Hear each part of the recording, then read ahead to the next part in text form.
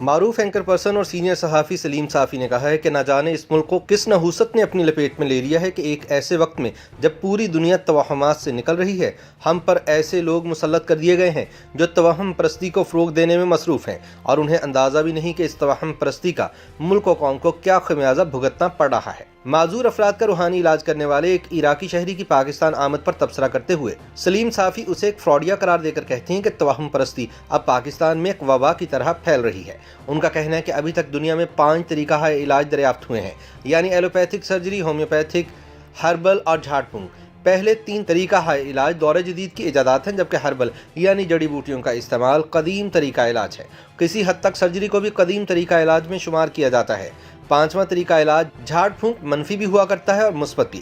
دراصل جادو ٹونے جیسے شیطانی اعمال کے نتیجے میں جو اثرات مرتب ہوتے ہیں، بعض لوگوں کو اللہ رب العزت نے اس کے تدارک کا فن بھی عطا کر رکھا ہے، لیکن اس کے لیے بھی شرط یہ ہے کہ صرف قرآن و حدیث سے کام لیا جائے اور کہیں بھی کسی بھی شکل میں شرک یا غیر شرعی عمل کی آمیزش نہ ہو۔ تاہم انسانی فطرت ایسی ہے کہ اگر اسے کوئی مسئلہ درپیش ہو تو وہ اس کے حل کے لیے ہر آپشن آزماتا ہے۔ پھر جب معاملہ اولاد یا والدین کا ہو تو انسان کی بے چینی اور بھی شدید ہو جاتی ہے۔ سلیم صافی کہتے ہیں کہ اولاد میں اگر کسی کو کوئی لا علاج معذوری لاحق ہو تو یہ والدین کے لیے بہت بڑی آزمائش بن جاتی ہے۔ جمعیت علماء اسلام فضل الرحمان گروپ کے سینیٹر طلحہ محمود پر اللہ کریم نے مالی لحاظ سے بڑا کرم کیا ہے، لیکن انہیں اس آزمائش میں بھی ڈالا ہے کہ ان کی اولاد میں سے ایک بچی اسپیشل ہے۔ ظاہر ہے انہوں نے اس کے علاج کا ہر ممکن طریقہ آزما لیا، لیکن ان کی آزمائش ختم نہیں ہو رہی۔ انہیں کسی نے عراق سے تعلق رکھنے والے مولا علی کردستانی کے بارے میں بتا دیا، جس کا اصل نام علی محمد حسن ہے۔ کردستانی نے سوشل میڈیا پر اپنی دکانداری کی تشہیر بھی اس انداز میں کی کہ جیسے وہ نعوذ باللہ نابیناؤں کو بینائی اور گونگوں کو قوت گویائی دلوا سکتے ہیں۔ بہرحال ڈوبتے کو تنکے کے سہارے کی مصداق سینیٹر طلحہ محمود نے عراقی سفیر سے بات کی اور ان کے ذریعے بھاری اخراجات برداشت کر کے مولا علی کردستانی کو یہاں بلا لیا۔ لیکن بقول صافی طلحہ اور پاکستانی قوم کی بدقسمتی یہ تھی کہ کردستانی کی پاکستان آمد کا علم اسپیکر اسد قیصر کو بھی ہو گیا۔ وہ پی ٹی آئی میں آنے سے قبل اسلامی جمعیت طلبہ اور بعد ازاں جماعت اسلامی سے وابستہ رہے تھے، اور جماعت کے لوگ توہم پرستی سے بہت دور ہوتے ہیں، لیکن ایک توہم پرست لیڈر کے ساتھ رہ کر شاید وہ بھی توہم پرست ہو گئے ہیں۔ دوسری طرف پی ٹی آئی کے دیگر حکمرانوں کی طرح وہ بھی اٹھتے بیٹھتے ہر کام کی تشہیر کرنا ضروری سمجھتے ہیں۔ اسد قیصر جعلی اسمبلی کے اسپیکر ہیں اور عمران خان نے انہیں حقیقی اسپیکر بنانے کی بجائے ڈمی اسپیکر بنا رکھا ہے، جہاں وہ اپنی مرضی چلا سکتے ہیں اور نا اختیارات کا استعمال کر سکتے ہیں۔ اس لیے زیادہ وقت دوروں یا پھر دعوتوں کے اہتمام اور ان کی میڈیا پر تشہیر میں لگاتے ہیں۔ انہوں نے یہ نہیں سوچا کہ اسپیکر قومی اسمبلی کی حیثیت میں جب وہ اس فراڈی ملا کے ساتھ ویڈیو بنا کر عام کریں گے تو لوگوں کو کیا پیغام جائے گا۔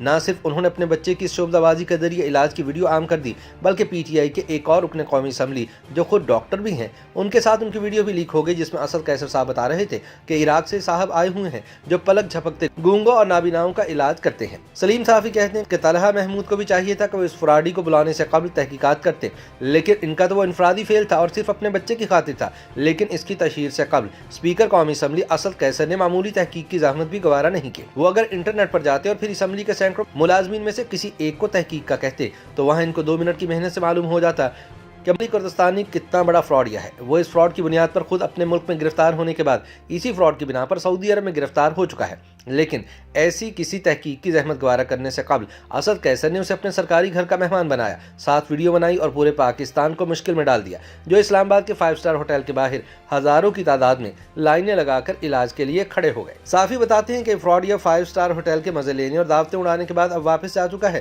لیکن اگر کسی ایک بندے کی بینائی لوٹ آئی ہو یا کسی کی قوت گویائی بحال ہوئی ہو تو ہمیں بھی آگاہ کیا جائے۔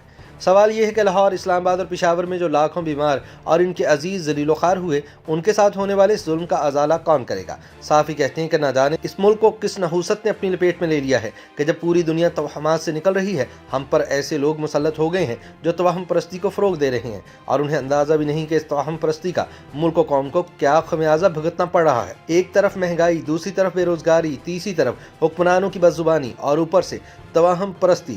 اللہ کے بندو، کچھ تو اللہ کا خوف کرو، کچھ تو اس قوم پر رحم کھاؤ۔ YouTube پر گوگلی نیوز دیکھنے کے لیے youtube.com کی سرچ بار میں googly news T V type کریں۔ گوگلی نیوز کے پیج پر سرخ رنگ کے سبسکرپشن والے بٹن پر کلک کرنا نہ بھولیے۔ YouTube پیج پر اپلوڈ ہونے والی ویڈیوز سے باخبر رہنے کے لیے بیل آئیکن پر کلک کیجیے۔ آپ کو ہر نئی ویڈیو کے بارے میں نوٹیفیکیشن موصول ہو جائے گا۔